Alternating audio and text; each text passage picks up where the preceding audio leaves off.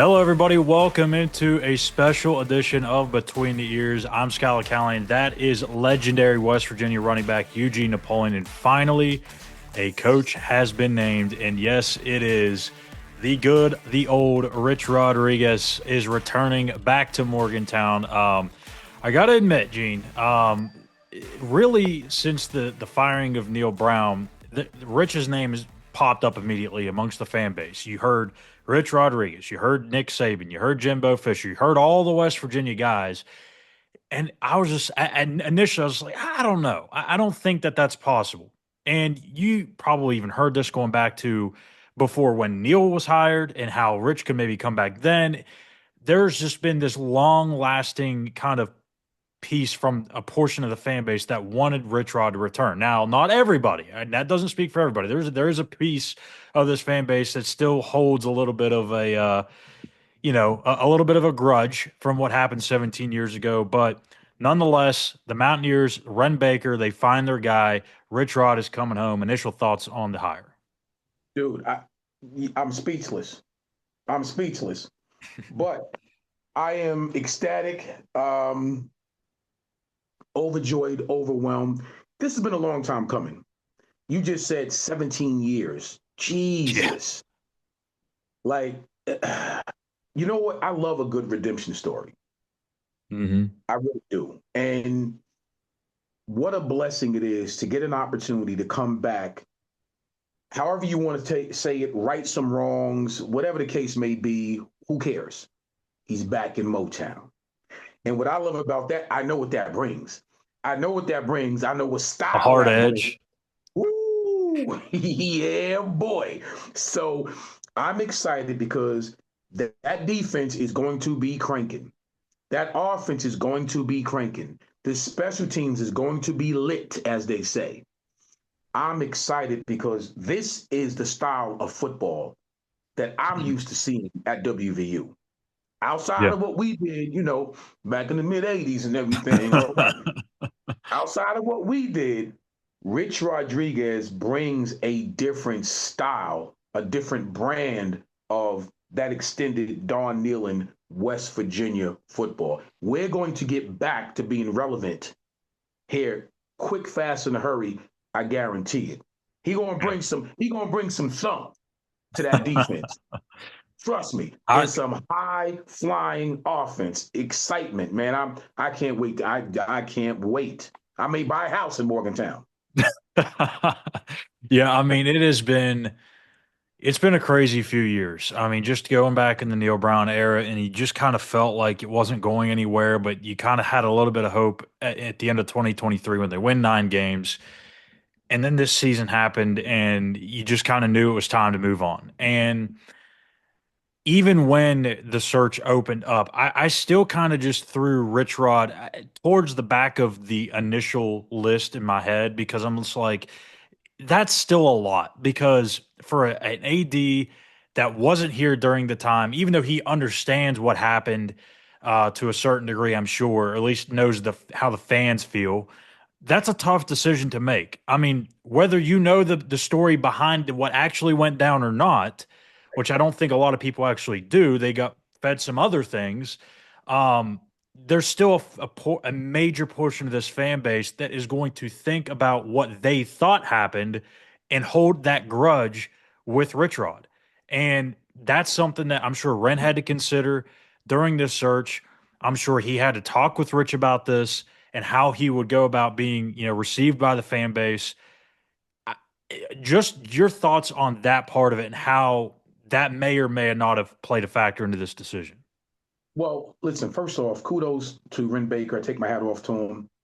That probably was not an easy position to be in Oh because, yeah. like as you just stated, not being here for any of that, not knowing the facts on any of it. And first off, I've always been very careful about throwing stones because we all live in glass houses. That's first off. No one knows exactly what happened unless you were sitting in that room and going through whatever those steps were to get to the point of Rich leaving or whatever the case may be. Who really knows the truth, the facts? Now, we can speculate all day long. The point is, there was a point of contention, I guess, back in the day where Rich felt one way, the university felt another way. They mutually decided to part ways. The details to that, only the people in that, who shared that same space really knows the truth. I think it's messed up when one side will put out a narrative to fit their agenda. Yeah. And that goes both ways. Me being a sports agent for as many years as I have been, I understand when you're dealing with major talent and you're dealing with major corporations and you're dealing with major deals. There's a lot of stuff that happens in between those deals from a public view standpoint where media wise, you have to protect the asset. And if the asset happens to be your talent and you're the agent, you're not going to put all that information out there all at once. You're Yeah. not. And if you're the other side and you're the corporation or the company and things don't go right, guess what? You are going to gear up your media machine to put out your narrative first. Yeah. That's the way it works at those levels. I can understand why the fans would be confused and why they wouldn't know. They're reading one side of it and didn't get the other side of it from Rich. And I'm glad that Wren probably went through this whole metamorphosis to figure out what happened here, what happened there. Let me ask you, since you're in the room with me now, let me ask you, how did this go down? If you don't mind, could you please give me play-by-play details as to how did this go down?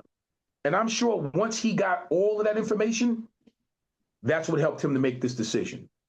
Yeah. And so I think this plays out completely differently if the world back then was what it is today with social media. Because Yeah, I think back then when you didn't have Twitter, you didn't have, well, I guess Facebook. Was Facebook around in 2007? I feel like it probably was, but it probably I wasn't this would big say thing where this. you didn't get your news from Facebook, right? You got it from newspapers, you got it from whatever. But I feel like the curiosity of what actually happened would have opened up a Pandora's box of different things if that would have happened today or if social media existed back then. And I don't think that you would have had as much of the fan base kind of holding that grudge or that angst towards Rich Rod at that time. I think you would have got a lot more questions about the West Virginia side of it than anything. But Sure. I think what a lot of people need to understand is Rich Rod never necessarily wanted to leave West Virginia. As much as you don't want to believe that, I can promise you that was the case. He never really wanted to leave West Virginia. He wanted to stay there and build a national championship contending Right. team. That's fact as it can get. Love, Right. hate him, or you're indifferent about him. That's what he wanted to do. The resource situation back then wasn't the greatest. Still not great now. Neil even said so. But there is a much different, I think, game at play here with Rich Rod moving forward because look, when he was here, they didn't have these world class facilities like they do now. The facilities are off the charts great for football. They've got a whole football building. They've got such great stuff for strength and conditioning. They've got a training table. They've got everything that you would want. I've had recruits tell me it's better than some of the blue bloods that have their stuff out there. And I've had Right. coaches tell me that West Virginia stuff is better than some NFL places. And I can attest to that being at Carolina. It is Right. better than the Carolina Panthers. So they have things in place to succeed. And now the big part of it too here, Gene, is the backing, the support that Rich Rod is going to have. Whether that's from the fan base may not be completely sold, but the biggest boosters for WVU, the biggest supporters, the biggest donors have Rich Rod's back. And I think moving forward, when you're in this space of NIL and you're in this new version of college football, you need to have that support more than ever. And who else is going to have more than Rich Rod? You need all of that. Not only do you need that's that comes probably before anything else, the resources. Yeah. The resources, then you could actually put together your blueprint of how you're going to go and use these resources. You can put together a blueprint first and then go and try to find the resources. A little bit more difficult that way, right? So you're 100% correct. With Rich's ability to have already have these resources at his fingertips, and knowing that you're going to get the backing with NIL, knowing you're going to get the backing when it comes into stepping into the transfer portal and getting a list of kids that you probably couldn't have gotten a year to 2 years prior to that, because you have the financial resources to say, you know what, we can probably look at that kid now where we couldn't look at him a year or 2 years ago. That speaks volumes. I liken it to this. You in 2 years, Deion Sanders turned Colorado around, Sure specifically did. by financial resources and the ability to go and recruit nationally. People don't remember this. Colorado was not a national recruiting place prior to Deion Sanders getting there. They No. were a regional recruiting school because they didn't have the financial resources to recruit outside of a certain area. Now, if they wanted to, they can recruit in Hawaii. Yeah. I'm just Or New saying, Jersey or Florida.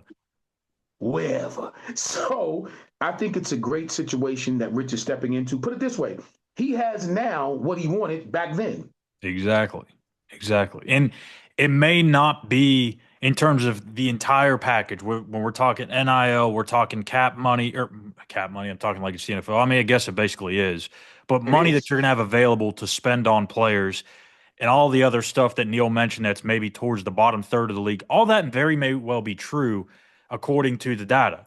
But as he said, Wren Baker is going to change that. And I firmly believe that. Wren Baker was here for one thing mainly, and that was to fundraise. He has been known as a really good fundraiser, and it appears he's been pretty darn good at hiring coaches too. So maybe that's a good thing here too with this thing. But when Absolutely. you have a guy like Wren Baker who has that background.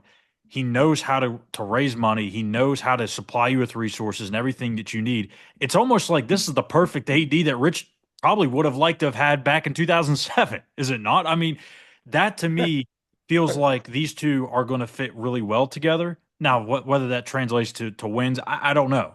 But let me ask you this. With Rich Rod back, it feels like there's some nostalgia coming around, right? There's that chance that maybe West Virginia gets back on track and they not only get this thing turned around, but they get back into the national conversation. Don't know if it'll happen in year one or year two, but at some point it feels like that's kind of where things are headed from the outside. But what do you feel like is the realistic expectation for the Mountaineers under Rich Rodriguez? I'm gonna be honest with you. Year one, now, okay, because I know and I've watched carefully how Rich orchestrates and builds his teams out from top to bottom. There's a certain way that Rich recruits. There's a certain type of kid that Rich recruits. So I've seen that even at Jack State. I see what he has and how he puts it together, right? I would expect him to go to a bowl first year. I Oh, would expect him. absolutely. Yes. I would That's bare minimum. Has to happen. right off the rip. And because of the way his teams play, that's going to garner a lot of in-league intrigue in the Big 12. Honestly, it's going to garner a lot of TV and press. I can't see WVU this first year with him being back at the helm, not having at least 5, 6 national televised games, if not more. That in itself, and you win, brings back the national notoriety. Schuyler, it'll take Rich 2 years. I'm gonna give him the same thing I gave. You heard what I said about Deion Sanders. What did I tell you? In Yeah. 2 years, he'll have Colorado humming. Well, in 2 years, Rich Rod will have West Virginia humming. I'm telling you, because I know what he does, and there's a reason why Rich wins wherever he goes. I don't know why people keep, Rich wins wherever he goes. And to to go ahead and argue back on some of the fans that may say, well, he hadn't won everywhere. Let me put it this way. When he went to Michigan, I don't think that was ever necessarily a fit for him in the first place. But if No, you remember his last year there, they won what, 7 games, I believe. They were absolutely, set they were set to return a lot of talent, including Denard Robinson. The yes, guy in play or the AD in place at Michigan was so damn hell bent on getting a Michigan guy, and Rich Rod was just not a Michigan guy. So he knew that with the talent that was coming back on that team, that if he gave him an extra year, he couldn't fire him. He was not going to be able to fire him after winning 10 or 11 games. So that's that's why they moved on when they did instead of giving him that next year. He goes to Arizona eventually, and look, the Wildcats, they're not known to produce great results all the time. And if you ask a lot of people out there, they still think very, very highly of him, and at least in terms of the fan base. And he did some really good things out there. Anu Solomon, they won 10 games, I believe, one time or got to 9 wins or something like that. Khalil Tate was one of the best dual threat quarterbacks in the country. And then he goes to Jack State. Well, he had a couple of stops in between, but at Jack State, talk about as a head coach because he had as a a head few coach, yeah. right. But as a head coach, then he goes to Jack State and he inherits this program that's about to make this jump from the FCS to the FBS. And I think a lot of people just looked at that as that's Rich's like last gig. This is how he's going to ride off into the sunset, trying to repair this program and kind of put them in a good spot moving forward. Little did they know that he'd win 9 games 2 years in a row at the FBS level and have them as the Conference USA champion convincingly 52-12 in year two. No other program has ever went to a bowl game in its first 2 years of existence in the FBS outside of Rich Rodriguez's Jacksonville State Gamecocks. So, Here's my see, and I'm so glad that you rattled that off just like that, because you're 100% right. So when people say, "Well, he don't win everywhere," outside of Michigan, when he got to Arizona, those facilities were not what it was when he left. Once again, the same thing he did at Jack State. He had that facility built for success. resources are number one, and he understands that more than anybody. So you don't have to do that your second time around at WVU because those resources are second to none. And the resources and the facilities are second to none. The fan base have been waiting for a long time to get back to national provenance. And I think this is what it is. This is the best timing. Man, listen, dude, I've always said it, but what a great day to be a Mountaineer, Scott. Yeah, it is. It's definitely bringing some nostalgia. I think the one thing that a lot of Mountaineer fans that are either holding a grudge or maybe questioning the hire are thinking this, and I kind of want your thoughts on this too. You go back to when Rich was here the last time. They had the best 3 year stretch of really any 3 year span in the history of Mountaineer football. 33 wins in 3 years. He was responsible for 32 because he left before the Fiesta Bowl, but you get the point. That during that time, that was when the Big East was kind of decimated. It wasn't the same old Big East that had Virginia Tech and Miami and so on and so forth. It had Cincinnati, UConn, South Florida, uh, Syracuse, all that stuff. So when you take a look at the history or the success that he had against the decimated Big East and compare it to what he's walking into now in the Big 12, how do you compare those situations and how successful he can be in this Big 12, which is very deep, compared to an 8 team league in the Big East that was really pretty much West Virginia's to win every year? Apple and oranges, different era, different time. So for that, we can go back as far as the saying when I played and we were independent. Yeah, yeah. Different era, different times, right? But I think the Big 12 now, and I'm really happy to see the depth of the league because now the Big 12 is not. Remember when when the Big 12 first assembled, it was that's just a shootout league. Nobody plays no defense. It's an offensive league. Now, finally, it's starting to get the respect of Well, yeah, it is a defensive minded league as well. It's kind of balanced offense and defense. And I'm really glad. I don't think, Schuyler, that there's any other coach that would be able to step in to the Big 12 in its current state and push, drag, pull West Virginia where it needs to be. You have to have a Rich Rodriguez. You have to have someone with the understanding of the culture. Again, I keep saying it because it's so important. You have to have someone that can go into homes and actively recruit. He's not going to go in and be afraid to recruit. And I hate these stars, whatever, 5 star, 4 star, 3 star, whatever it is. Rich knows how to recruit those type of kids and bring those type of kids to Morgantown. This time around, I guarantee you, you're going to see the sidelines are going to be lit up. Whether the fans like it or not, he steps into the Big 12 and you win, he wins, let's say you're 3-0 in the Big 12. You mean to tell me fans are not going to come to support that? I have this feeling, Gene, that a lot of that angst and a lot of those people that are holding the grudge, the moment if, or in your case, you may say when West Virginia starts to win again, that Mm-hmm. feeling is going to go away. It's going to be everyone's on board. We're here for Rich. That thing that happened was a thing of the past. Again, a lot of people don't know the details behind it, but Right. they're always going to have that thought in their mind that he screwed West Virginia over. And that's a hard thing for someone to just kind of move on from after believing it or thinking about that for 17 years. Completely understand it. But the moment he wins games, Gene, everyone's going to be on that boat. Everyone's going to be on that bandwagon. So let me say this real quick, right? So when game day is in Morgantown,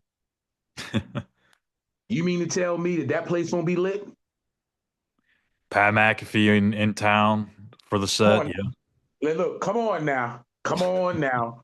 I know one thing. I'll be there and I won't be tailgating either.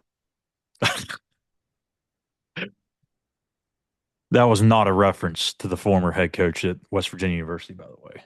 But Well, but I mean, I think it makes a lot of sense. And again, I've been hearing folks complain for years, saying, they need to bring Rich Rod back, and you yes. just kind of toss that stuff to the side because that's fan speak. Every time you hear somebody or see a team struggling, you always hear, oh, they got to fire this guy, and then we always got to bring back the guy that was here before, whether that was Don Nealon or Rich Rodriguez or somebody. It was you got to bring them back, and you hear it at every other school. You hear it in the pro levels as well, but Yeah. it started to kind of become real, in my opinion, probably 2 nights before the Conference USA title game, and then the night of the title game when you just saw the Gamecocks just starting to pour it on and pour it on Western Kentucky. I was just like, he's making a statement right now, and it's going to be really hard for Wren to go in any other direction than Rich because everyone sees this. Everyone's watching this game in West Virginia right now, and they have no reason other to than to expect because Rich Rod may be the next guy, and he was. So, look, Yeah. I think there was a lot of good candidates out there.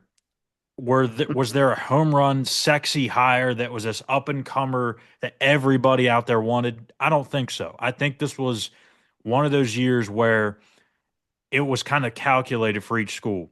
They knew they had to move on. Purdue couldn't hang on to Coach Walters. They had to go somewhere else. They were not Right. finding success in 2 years. West Virginia got stagnant. They couldn't do anything under Neil Brown. They couldn't get the thing turned under Neil Brown. The fans and their reaction, the pressure from the fan base was too much. You had to move on. And North Carolina, I think it was kind of just, it was time. It was time for Mac Brown to move on as well. So those were calculated decisions, and I don't think it was because they wanted to move on and say, "I want to go get this guy at the G5 level that's just tearing it up. He's 40 years old." Really wasn't that. John Sumrall at Tulane, I think he's going to be that guy next year. He is going to be at the top. Andy Kotelnicki at Penn State, he's going to be up there too, and he was a reported finalist for the WVU job. Right. What did you think about the names that you heard that were rumored to this West Virginia opening and just whether or not West Virginia got it right, or Mm-hmm. whether you feel like they maybe should have rolled the dice with the first time head coach like Andy Kotelnicki or an up and comer like John Summerall. I like them all. I really do. I think they're really solid football names. I think they're really solid guys. I think for me, when I look at a Barry Odom, I'll throw his name in there. For me, I told you I like Terry Smith. These are all guys, Coach Adai. These are all guys that are really great football minds, right? Yep. But I personally feel Wren Baker got it right by bringing Rich Rod back because you know how they say, like in boxing, styles make fights, right? Rich's coaching style fits what West Virginia does. Yeah. You understand? So it couldn't have been anybody else to rewrite this redemption story but Rich Rod himself. It couldn't be anybody else. Who else are West Virginia is used to a certain brand. Rich is the brand.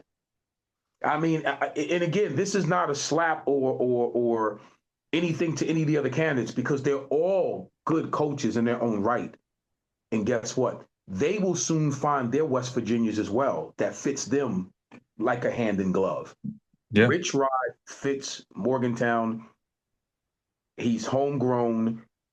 This is a feel-good story. He will redeem himself. The program will redeem itself. Wren Baker, kudos to you. I applaud you for doing the right thing. It wasn't, I'm sure it wasn't a great, it wasn't a sexy decision for some, but it's the right decision for West Virginia. It's a good fit. Welcome home, Rich. Welcome home. There you have it. So Rich Rodriguez, the new, and I guess for the second time in his coaching tenure, the head coach of the West Virginia Mountaineers. So that's going to do it for us here today. Let us know your thoughts on the hire. You like it, you love it, you hate it, somewhere in between. Let us know what you think, and maybe who West Virginia should be bringing in from the portal, what their targets should be in terms of positional needs, maybe the coaching staff, how that could look.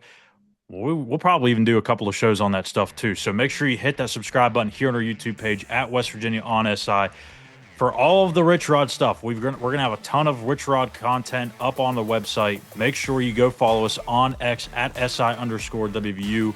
We'll have a ton of stuff following the coaching staff hires, players in the portal, commits, recruiting. There's a lot going to be going on here in the next few weeks. So make sure you follow us and stay tuned to the show here. So for Eugene, Napoleon, I'm Schuyler Callihan. Thank you guys for watching. We'll see you back here in a couple of days. Take care.